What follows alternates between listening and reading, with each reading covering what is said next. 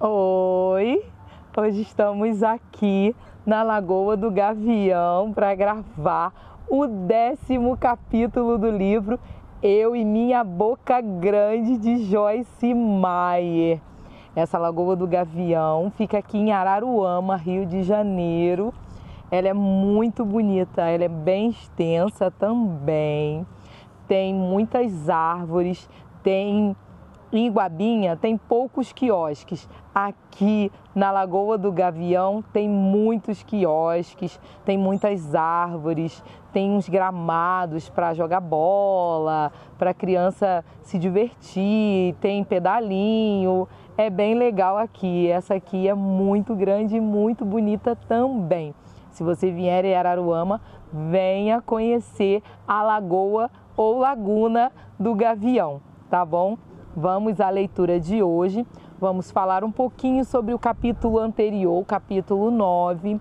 No capítulo 9, falamos sobre a importância de jejuar com a língua também, que a língua também precisa jejuar.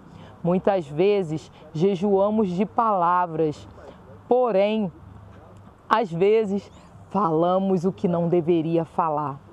Sim, muitas vezes jejuamos alimentos, deixamos de comer carne, deixamos de beber suco, refrigerante, porém a nossa língua continua ativa. Não faça isso. Se fazia, não faça mais. A sua língua precisa jejuar junto com você. Você precisa ter cuidado com aquilo que sai da sua boca, com aquilo que você pronuncia. Porque a língua, ela tem o poder de trazer a vida ou trazer a morte. O que você quer trazer para as pessoas? Vida ou morte? Tenho certeza que vida. Então, jejue com a língua. Vamos para o capítulo 10, que é o capítulo de hoje. Capítulo 10, com o tema A Língua Difamadora. Texto-tema. A morte e a vida estão no poder da língua. O que bem a utiliza, come do seu fruto. Provérbios 18, 21. Se você ouviu ou leu qualquer ensinamento sobre a língua, provavelmente passou por este versículo várias vezes. Já o mencionamos neste estudo, mas ele é tão vital que vale a pena revê-lo. Pense sobre ele por um momento. A morte e a vida estão no poder da língua. Temos alguma ideia do que significa? Significa que você e eu passamos pela vida com um poder incrível, como o fogo, a eletricidade ou a energia nuclear, bem debaixo do nosso nariz. Um poder que pode produzir vida ou morte, dependendo de como é usada. Com esse poder, temos a capacidade de fazer um grande bem ou um grande mal, um grande benefício ou um grande malefício. Podemos usá-lo para criar morte e destruição ou para criar vida e saúde. Podemos falar de doença, enfermidade, dissensão e desastre, ou de saúde, harmonia, exortação e edificação. A escolha é nossa. Semear e colher. Não vos enganeis, de Deus não se zomba, pois aquilo que o homem semear, isso também se fará. Porque o que semeia para a sua própria carne, da carne colherá corrupção. Mas o que semeia para o Espírito, do Espírito colherá vida eterna. Gálatas 6, 5 a 8. Observe que a segunda parte de Provérbios 18, 21 diz que comeremos do fruto de nossa língua. Isso lembra o princípio espiritual de que colhemos aquilo que plantamos. Se semearmos para a carne, da carne ceifaremos ruína, decadência e destruição. Mas, ao semearmos para o Espírito, do Espírito ceifaremos vida, saúde e abundância.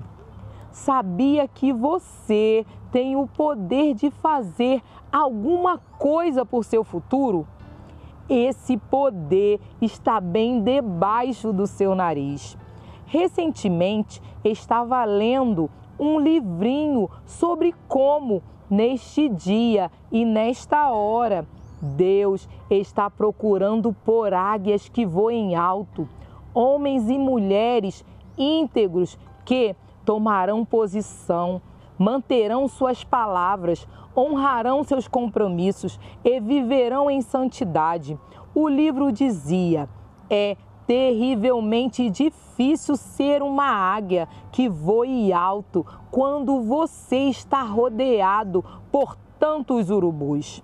Às vezes é difícil manter o controle da língua, ser positivo, louvar e glorificar ao Senhor, quando ao redor todos preferem ceder à murmuração, às queixas e a todo tipo de negativismo.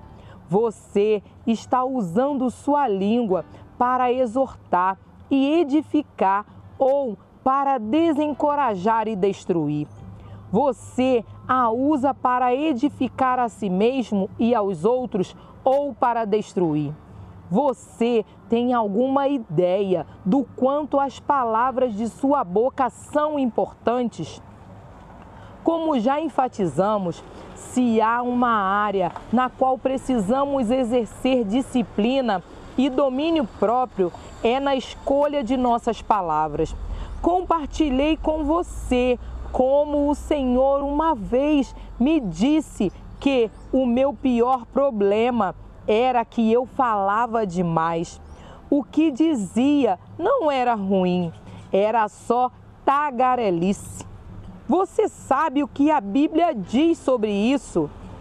Ela diz que se falarmos demais, vamos ter problemas. Eclesiastes 5, do 1 ao 7. E o que tenho aprendido em meus anos de ministério, se falar demais, fico desconfortável e perco a minha paz. Não por falar alguma coisa má, mas simplesmente porque preciso ficar quieta e ouvir. Dizer uma boa palavra. O servo do Senhor diz: o Senhor Deus me deu língua de eruditos para que eu saiba dizer boa palavra ao cansado. Ele me desperta todas as manhãs. Desperta-me o ouvido para que eu ouça como os eruditos, como um que é ensinado. Isaías 54. Precisamos ser treinados a manter um ouvido afinado com Deus.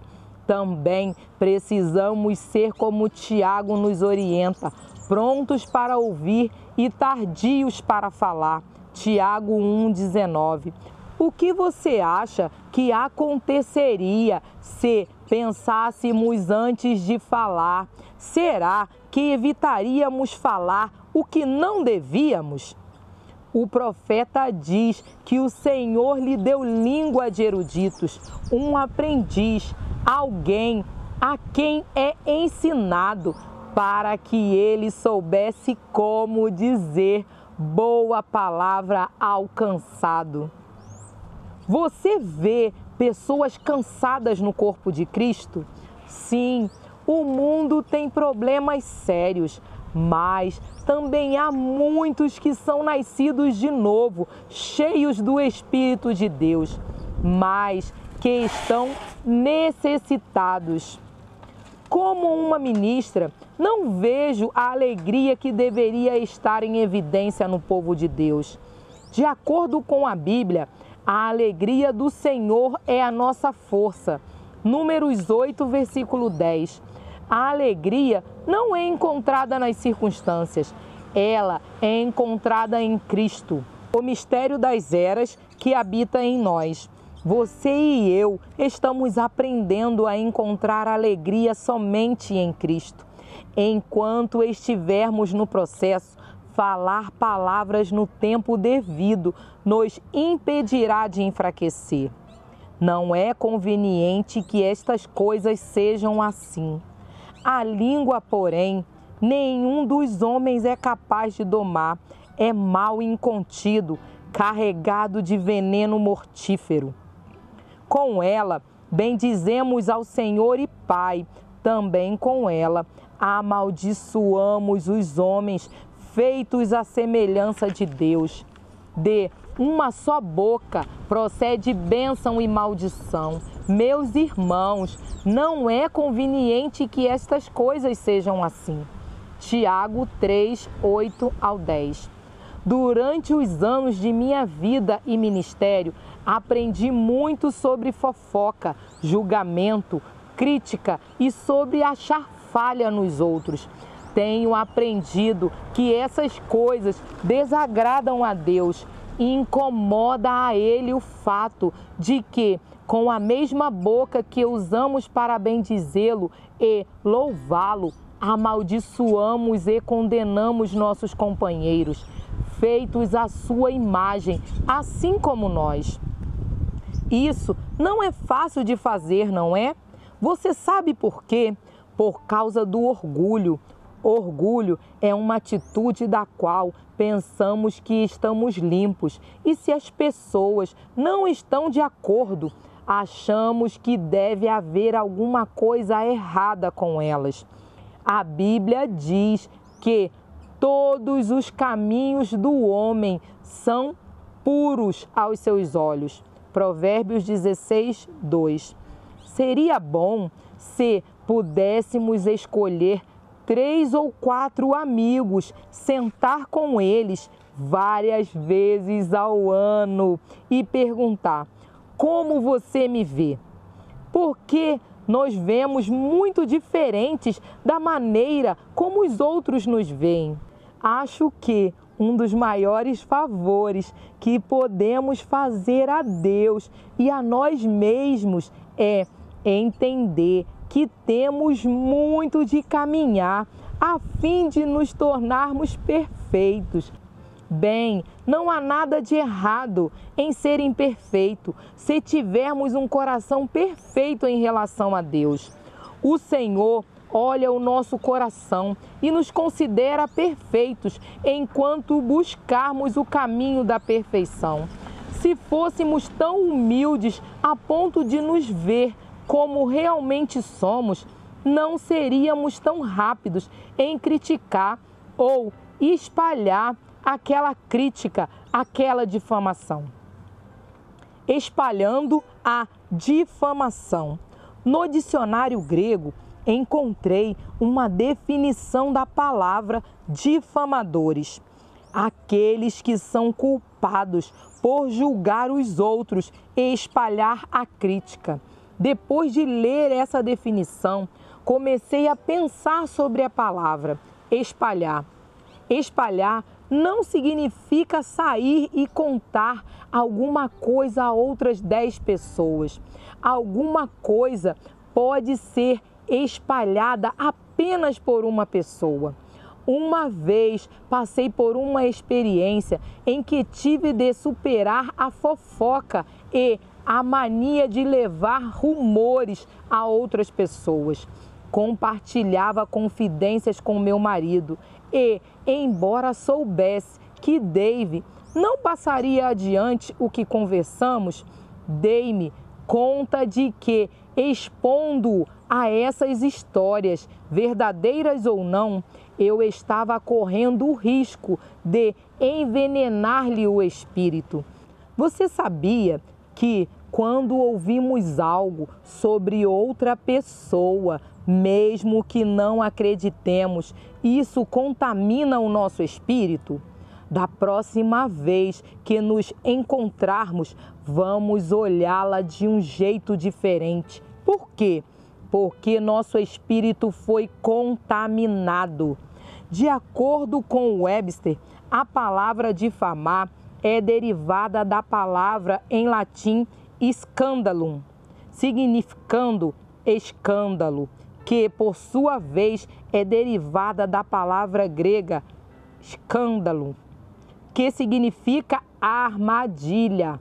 A palavra grega traduziu difamadores na versão de King James de 1 Timóteo 3,11 como diabolos, que Strong define como um maledicente, especialmente Satanás, o falso acusador, diabo, difamador.